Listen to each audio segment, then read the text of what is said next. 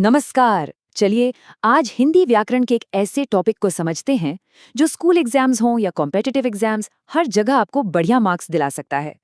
जी हाँ, आज हम बात करेंगे सकर्मक और अकर्मक क्रिया की और सारे कंफ्यूजन को हमेशा के लिए दूर कर देंगे।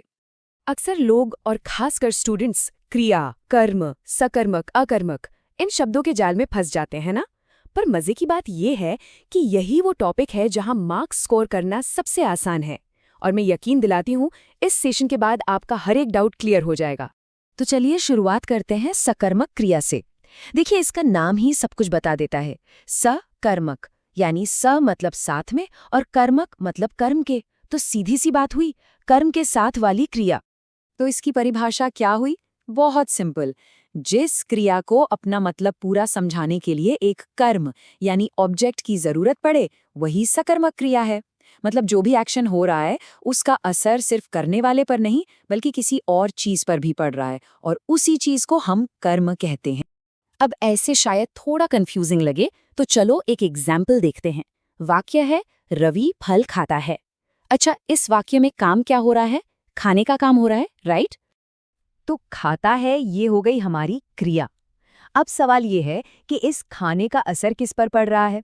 रवि पर तो पड़ ही रहा है, लेकिन फल पर भी पड़ रहा है। फल खत्म हो रहा है तो फल यहाँ पर कर्म है। और क्योंकि इस वाक्य में कर्म है तो क्रिया हुई सकर्मक क्रिया। एकदम सही।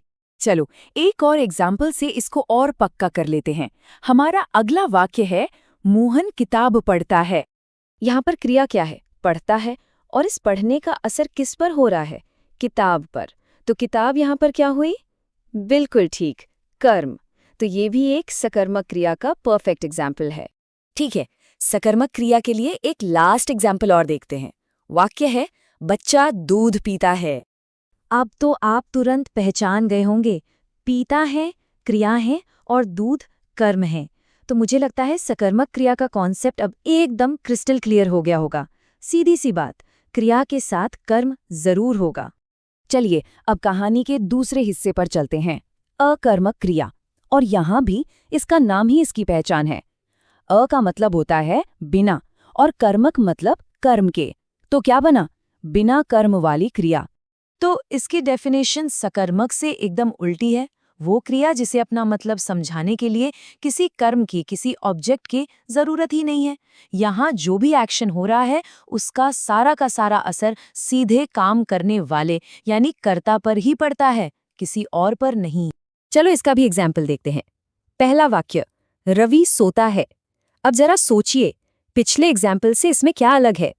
देखो, सोता है ये क्रिया तो है, लेकिन क्या इस सोने का असर किसी और चीज पर पड़ रहा है? नहीं, सोने का पूरा असर तो खुद रवि पर ही है। मतलब यहाँ कोई कर्म नहीं है, इसीलिए ये एक अकर्मक क्रिया है। देखा कितना सिंपल है? एक और एग्जाम्पल देखिए। बच्चा हंसता है। काम तो यहाँ भी हो रहा है हंसने का, पर क्या इसका असर किसी और पे जा रहा है? नहीं, बिल्कुल नहीं। हंसता है क्रिया का सीधा असर बच्चे पर है। यहाँ भी कोई कर्म नहीं है, तो ये भी हुई एक अकर्मक क्रिया। अच्छा, अब आता है सबसे मजेदार पार्ट। मैं आपको एक ऐसी जबरदस्त ट्रिक बताने वाली हूँ जिससे ये प्रॉब्लम हमेशा हमेशा के लिए सॉल्व हो जाएगी। इसे हम कह सकते हैं हमारी हाई स्कोरिंग ट्रिक। लेकिन ट्रिक से पहले एक बहुत जरूरी वार्निंग। ये एक एग्जाम ट्रैप है जिससे बचना है। कई बार स्टूडेंट्स हर वाक्य में जबरदस्ती कोई ना कोई कर्म ढूंढने की कोशिश करते हैं। ये गलती मत करना। ये याद रखना जरूरी है कि हर क्रिया के साथ कर्म हो ऐसा जरूरी नहीं होता। तो वो मैजिकल ट्रिक क्या है? बहुत आसान है। आपको सिर्फ क्रिया से यानी वर्ब से दो सवाल पूछने हैं। पहला क्या और दूसरा किसे। और इसका नतीजा क्या होगा?